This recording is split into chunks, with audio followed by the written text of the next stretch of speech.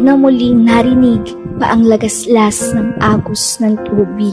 Tumingil ang mga galamay ng orasan sa paggalaw. Hindi na masisilayan ang sinag ng haring araw. Naglaho ang maaliwalas kalangitang kulay, bughaw at ikaw.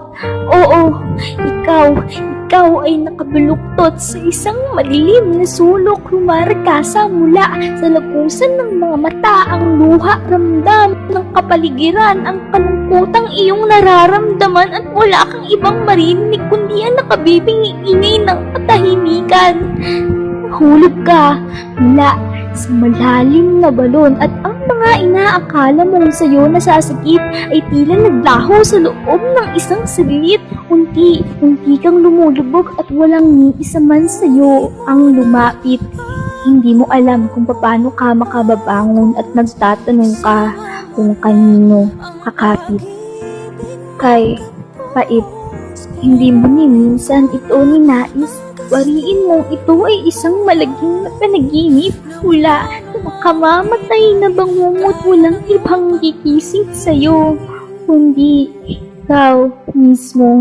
Galaw mo ang mga kamay mo, ibangon mo ang mga paa mo, tumayo ka mula sa pagkakadapa. Mayroon pang bukas na naghihintay sa'yo. Gawin mong lakas ang mga karanasang tumulong sa'yo upang makaalpas, dahil tandaan mo, hindi dito magtatapos ang pag-ikot ng mundo. Hindi dituldok ang karugtong ng kwento ng buhay mo. Mayroon pang uwit na kung sakaling hindi ka nais-nais ang unang bahagi ng iyong istorya, tatapusin mo ito ng may ngiti sa iyong mga mata. Kaibigan, tumayo ka. Simulan mong muli ang paglalakbay, magpatuloy ka dahil walang ibang tutulong sa'yo kundi ikaw mismo.